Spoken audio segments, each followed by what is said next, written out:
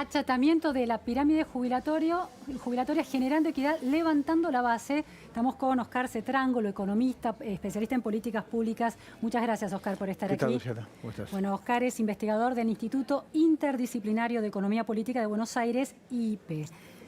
¿Es más justa esta pirámide con un piso más alto, pero la punta que estancada? Es muy complicado, no es tan simple la respuesta, ¿no?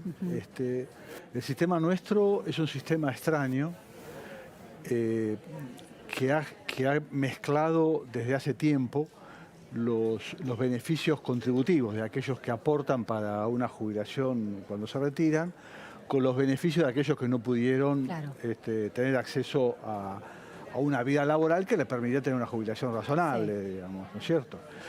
No necesariamente es culpa de los trabajadores, es básicamente culpa de la economía, de la situación social, etc. En general lo que se hace en otros países es tener un piso, digamos, de un beneficio básico que no se financia con aportes y contribuciones, sino que se financia con el presupuesto, con impuestos. Para los no contributivos, para aquellos que no logran cumplir los beneficios, los requisitos. O sea, presupuesto social, como planes sociales, algo así. Sí, claro, pero teniendo en cuenta que la informalidad laboral es muy alta en nuestros países, no solo Argentina, en América Latina en general, lo que se hace es decir, bueno, mire, si usted no llegó a los 30 años de aporte, y cumplir el resto de requisitos, una alternativa es acceder a un beneficio básico, que se financia con impuestos, no con aportes y contribuciones, y ese piso va variando de acuerdo a las posibilidades fiscales de ese país.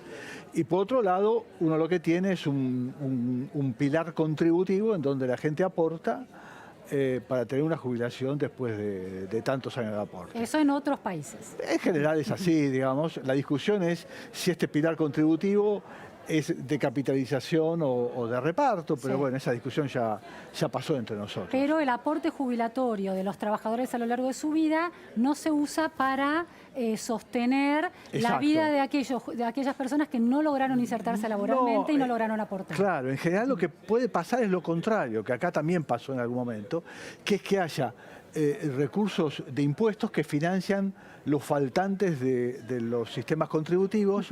¿Y eso pasa cuándo? Cuando los sistemas contributivos prometen cosas que no pueden financiar.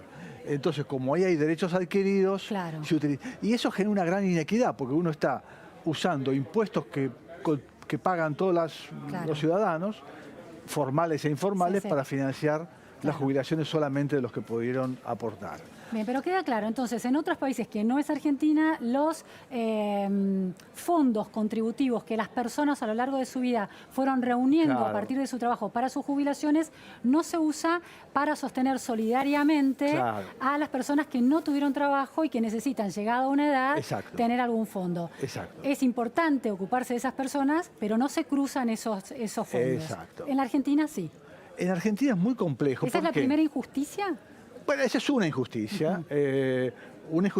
Injusticia barra problema de sostenibilidad, porque eso genera insostenibilidad en el sistema, genera problemas fiscales, genera demandas sobre el sistema tributario y la verdad es que si uno quisiera profundizar, buena parte de los problemas del federalismo, relación nación con provincias, tienen que ver con el déficit previsional. O sea que es el problema de nuestras políticas públicas. El problema es que Argentina, desde muy en el origen, cuando estoy hablando origen, no digo la década del 40, digo la década del 60, trató de mezclar los dos sistemas, cuando nadie lo hacía. ¿Y eso qué era? En el año 67, 68, para allegar recursos al sistema, lo que se hizo fue inaugurar las moratorias, decir a la gente que no había aportado, mire, si usted aporta algunos años, usted accede a un beneficio como si hubiera aportado. Eso fue a los tumbos durante 20, 30 años, hasta que en los 2008, 2009, en realidad 2005, 2006, se incorporó una moratoria muy generosa. ¿Por qué? Porque veníamos del episodio de la capitalización que había bajado enormemente la cobertura.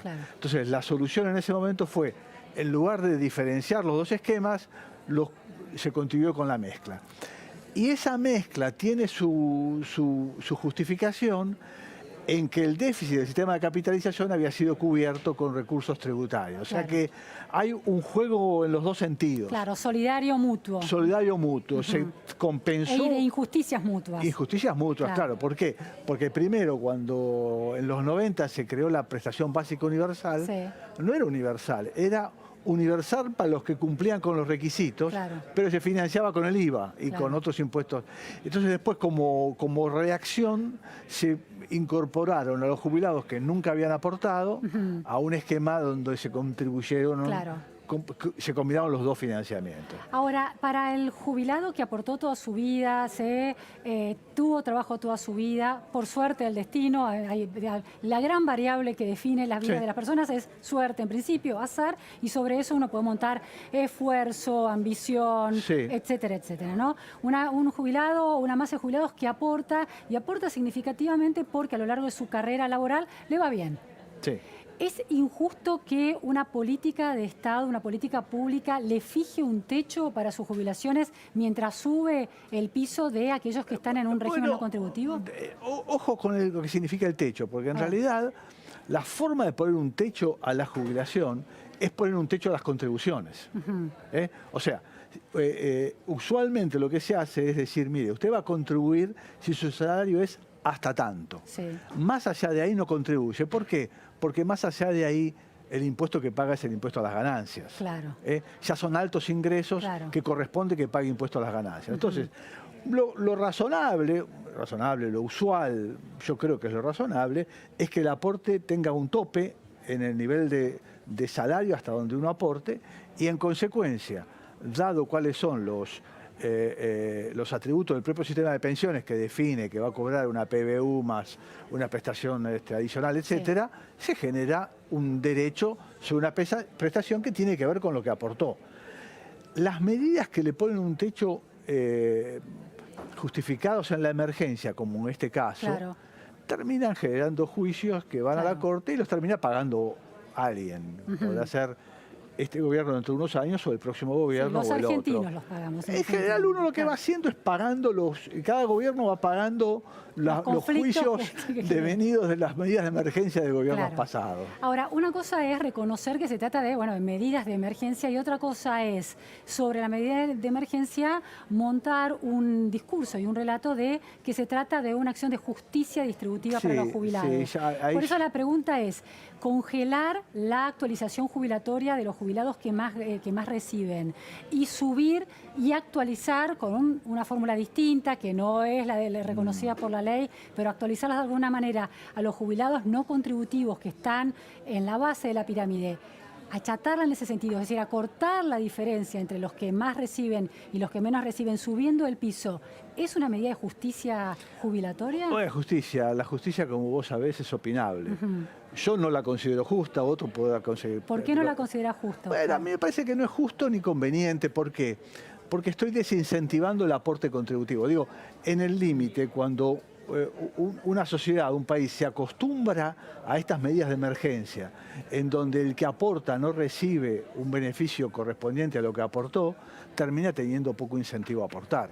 Pero no es obligatorio, el aporte no es un descuento. El aporte es obligatorio, pero en realidad en la Argentina, después de tantas medidas de emergencia, aporta el que no tiene forma de no aportar. Claro, el que cobra un sueldo y le viene el descuento del sueldo. Bueno, el empleado en relación de dependencia del sector público, o incluso el sector público, evade a veces aportes y contribuciones cuando contrata monotributistas.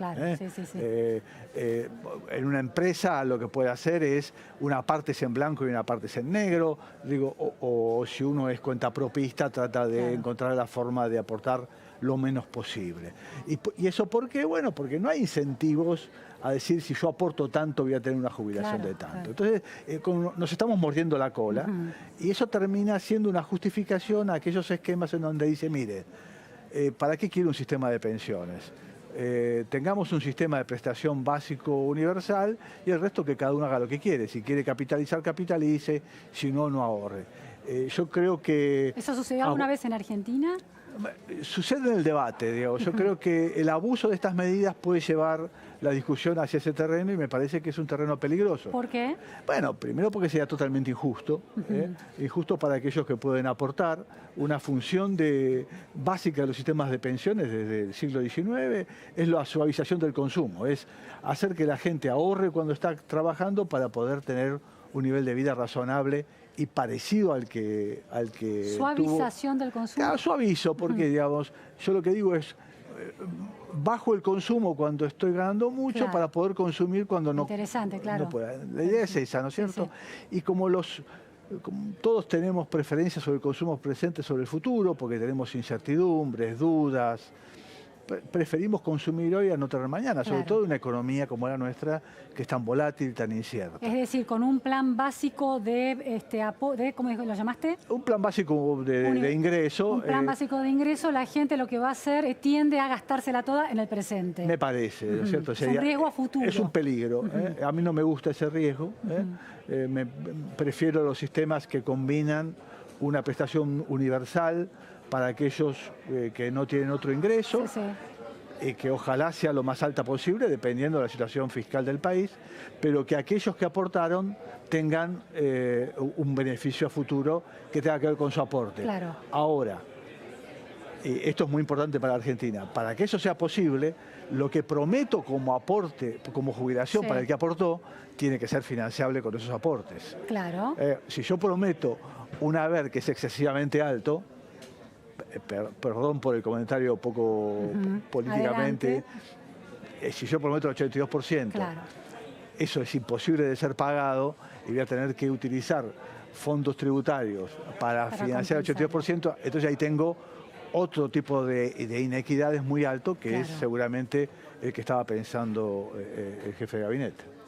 Oscar, el 82%... ¿se puede financiar si el dinero que los trabajadores están aportando a sus jubilaciones futuras se pone a rendir de alguna manera? ¿El Estado hace eso? ¿O termina usando ese dinero para cruzarlo y financiar otras políticas públicas que nada tienen que ver con los jubilados? Yo no soy partidario de los sistemas de capitalización, con lo cual yo creo que, sobre todo en economías como la nuestra, pero aún en otras, la inestabilidad macro hace que el ahorro hacia futuro no me asegure una jubilación razonable. Yo creo que los buenos sistemas de reparto solucionan ese problema haciendo que los activos de un momento financien la jubilación de los pasivos. ¿Los buenos sistemas de reparto cómo son?